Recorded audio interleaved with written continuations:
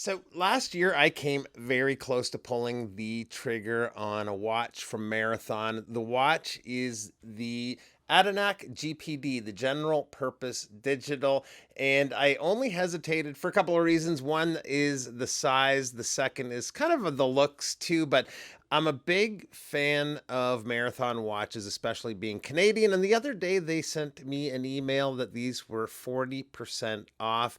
They kind of forced my hand and I had to give one a go. I've had it a little over a week now, so let's get straight to it and check out the watch. Now, one thing to know about this watch right away is it is gigantic. It is a massive watch. And with the way they did the integrated strap, this just won't work depending on your wrist size. I'll go through all of the measurements here soon and maybe help to see if this will work for you. But it's a majorly big watch.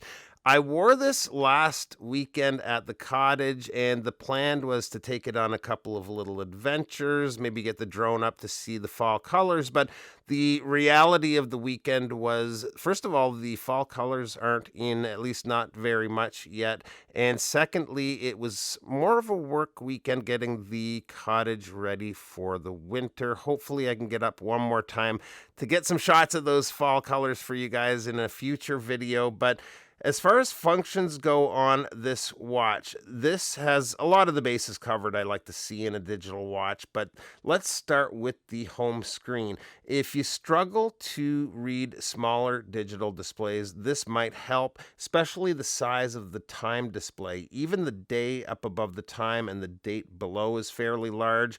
Up and around the 10 o'clock or so is an AM PM indicator, and I like the way the seconds are displayed on the outer edge of the dial. I don't know why, but I like when the second hits the 60 mark and all the markers disappear at the same time, other than the markers at every 15. One other thing with legibility is the backlight. I'd compare it to Timex Indiglo, and it's super easy to read in total darkness. The watch has a few functions that I would call kind of standard issue for a digital watch, but at the same time, at least for me, is pretty well all I'd need. First is the alarm, and we'll get there with the bottom left pusher. So there is two daily alarms you can set. Next is the chronograph, and we start with the top right pusher. And stop with that same pusher and then hold the bottom to reset. The third function of the watch is the timer. It's currently set to 1 minute. This is one of my favorite features of the watch. I don't think I've seen a countdown timer done quite like this, but as you get closer to zero, the watch beeps more intensely. We'll start it up here. It starts off beeping at every 10 seconds. There it goes. And once you're down to the last 10 seconds, it starts beeping every second. So I'm going to fast forward here a little bit. All right, we got 3 seconds left before it starts to beep. Now, if you've messed up and go past the timer, it actually starts to count upwards and beep twice per second. There it goes. It's almost like the watch is scolding you for being over the time limit in a way, and I just think that's really cool. The last major function of the watch is the second time zone, which is really good to have.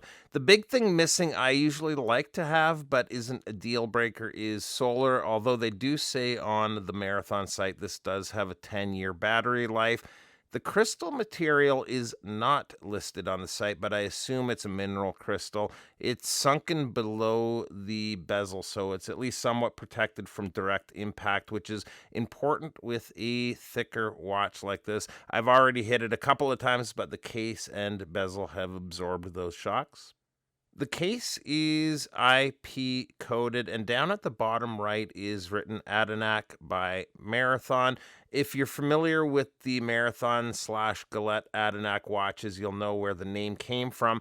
I'm actually on the hunt for one of those, so we'll talk more on that in an upcoming video. Adanac is Canada spelled backwards, and they were watches released to the Canadian and US militaries, but we'll circle back to that another time.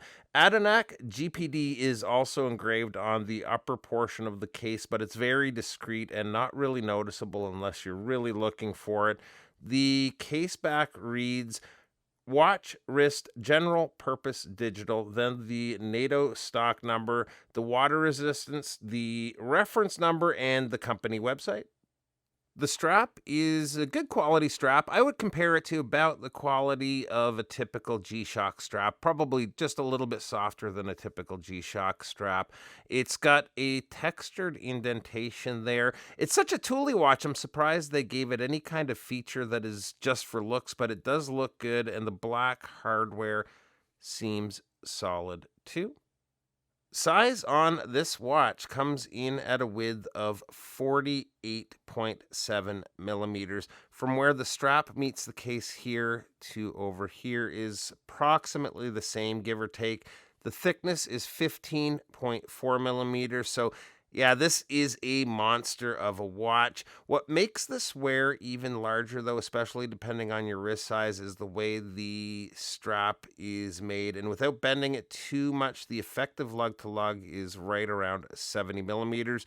Water resist on the watch is 200 meters. And here it is on my 7.25 inch wrist, and it conforms actually really well to my wrist shape and size, but much smaller wrists, and you might have a problem. The watch is also shock resistant. Marathon describes the shock resistance as extreme, and I feel like that's a true statement. Definitely a very purpose built tool watch that should take just about anything you could throw at it. Cost on these is $60, but with the discount, it ended up being only $36. If the sale isn't on, I'll leave a link to Amazon. I saw it there the other day for $40. I'm not sure if it's still at that, but the link will be below. So that is it. Appreciate you taking a few minutes to stop by today, and we'll see you real soon. Bye-bye.